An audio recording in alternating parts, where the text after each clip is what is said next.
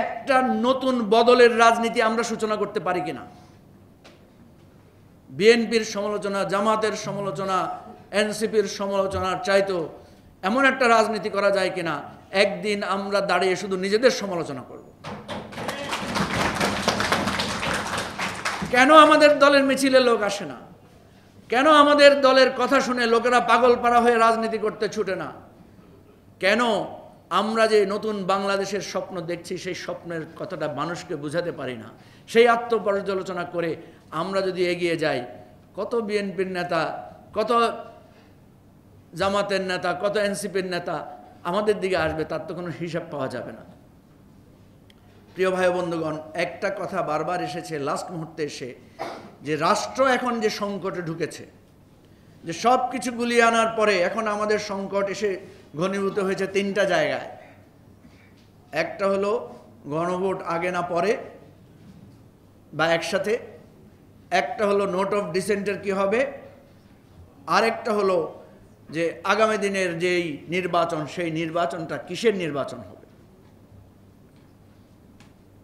যেই সংকটটা ঘনীভূত হয়েছে অনেকগুলো কারণের মধ্যে একটা অন্যতম কারণ হচ্ছে এই অন্তর্বর্তীকালীন সরকার, তার কোনো প্রিন্সিপাল পজিশন নাই। বিএনপির চাপে উনি কিছুক্ষণ ডানে ছুটেন, জামাতের চাপে তিনি কিছুক্ষণ বামে ছুটেন, এনসিপির চাপে উনি মাঝে মাঝে উপরের দিকেও উঠতে চেষ্টা করেন।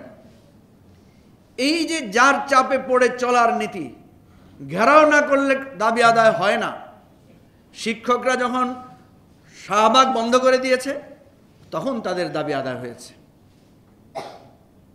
এই ছেলে মেয়েগুলোও কিন্তু রাস্তা বন্ধ করতে চায়, আমরা তাদেরকে নিষেধ করি। কথা তো সত্য, ওরা রাস্তা বন্ধ না করলে ওদের দাবি আদায় হচ্ছে না। ওদের সাথে উপদেষ্টারা একটু বসে কথা বলার সময় পায় না, রাস্তায় হাঁটতে হাঁটতে তাদের সাথে কথা বলে। কয়দিন পরে এই উপদেষ্টারা তো রাস্তায় হাঁটবেন, কি বলেন, ঠিক না? আমাদের অনুরোধ হচ্ছে যে আপনারা আপনাদের অবস্থান সঠিক করেন। আপনারাও যদি রাষ্ট্রের মালিক সাজেন তাহলে হবে না। আপনাদেরকে মানুষের দুঃখ দুর্দশার, মানুষের প্রয়োজনের কথাগুলো শুনতে হবে। সেই জন্য আজকে যে স্বল্প আস্থার কথা এখানে আলোচনা হয়েছে, সেই আস্থা ফেরানোর জন্য আমাদের দিক নির্দেশনা প্রয়োজন। আমরা কি এমন একটা রাজনৈতিক দল হতে পারি না যাদের প্রতি মানুষ আস্থা রাখবে? এই আমি দেখলাম এখানে যারা তরুণ তুর্কিরা আমাদের বক্তব্য রেখেছেন, এই অভ্যুত্থানের নেতারা, তারা অন্য দলকে ইঙ্গিত করে খোঁটা দিয়েছেন 10টা সিট 5টা সিট। আমি এ ধরনের খোঁটা দিতে চাই না, কারণ রাজনীতিতে সিট গুরুত্বপূর্ণ। কথা হচ্ছে এই সিটের বিকল্প গুরুত্ব কিভাবে আমরা দাঁড় করাতে পারি সেটা নিয়ে আমাদেরকে ভাবতে হবে। যতক্ষণ পর্যন্ত বিকল্প তৈরি করতে না পারবেন ততক্ষণ ওই সিটের সমালোচনা করে আরেকজনের সাথে আপনার দূরত্ব তৈরি হবে, বন্ধুত্ব নষ্ট হবে, ফলাফল কোনো ভালো কিছু হবে না।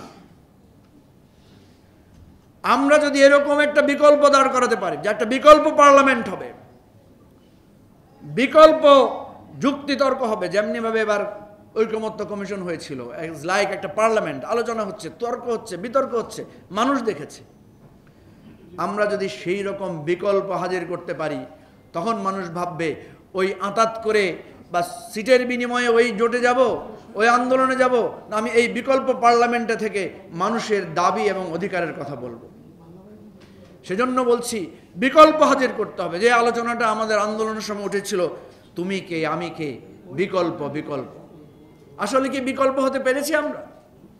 সে পারে নাই, ও পারে নাই, বাদ দেন তাদের কথা। আমরা কেন বিকল্প হয়ে হাজির হব না?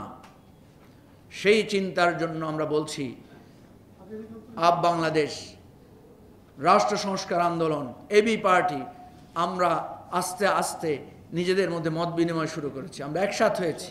আমি এনসিপিকে আহ্বান করব, আমি গণ অধিকার পরিষদকে আহ্বান করব, আমি জেএসডি জাসদকে আহ্বান করব।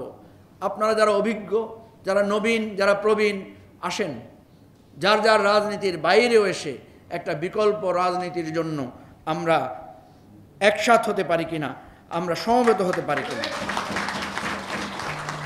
সরকারকে বলবো কয়েকটা রাজনৈতিক দলের মন জুগিয়ে চলার রাজনীতি চিন্তা নীতিটা বাদ দেন। যদি এটা বাদ না দেন তাহলে আপনারা যে একটা সুযোগ পেয়েছিলেন সেই সুযোগ হাতছাড়া করার দায়ে আপনারা চিরস্থায়ীভাবে বাংলাদেশের মানুষের কাছে দায়ী থাকবেন। এই দায় থেকে আমাদের শহীদদের রক্ত, আহতদের রক্ত আপনাদেরকে কখনো মুক্তি দিবে না। সবাইকে ধন্যবাদ, স্পেশালি প্রফেসর মোশতাক খানকে ধন্যবাদ।